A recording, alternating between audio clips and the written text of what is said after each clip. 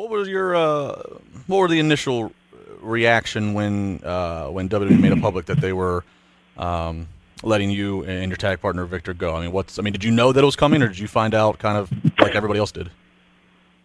Yeah. We knew.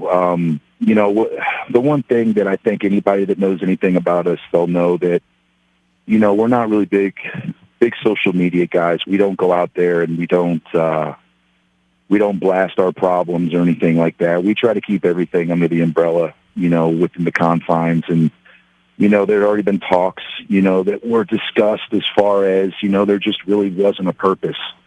As far as we were concerned during the time, which we did, we loved being there. But, you can only sit around so long before, you just start, twiddling your thumbs and just kind of like, okay, guys, like, what are we doing here? And when you're kind of told so many things and, nothing comes to fruition, it's kind of one of those deals where, when you get that opportunity, it's just kind of like, well, do you want to sit there another 3 years or 5 years, or do you want to,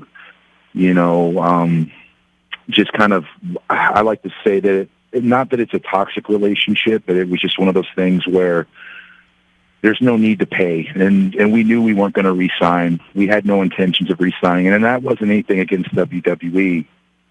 It was more along the effects of, it was just the situation and the circumstances, as far as them really not having anything for us, but just keeping us around wasn't, I don't know, man. One day I'm going to have to look at my son and tell him, to really go for what you believe in. And, how can you say something like that when, all you're thinking about is the money? And that's not quite why I got into this business. And I'm pretty sure that's not why I've succeeded as far as I did. It was never really about the money. But I think for the last 3 years,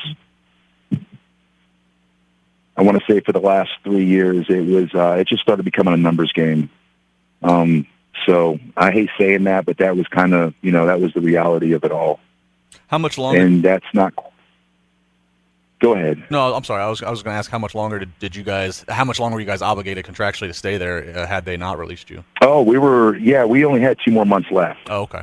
We literally had 2 more months left. Yeah. Yeah. We had been sitting at home for almost 9 months. They literally had taken us off the road, and we literally almost sat there throughout the last portion of our contract.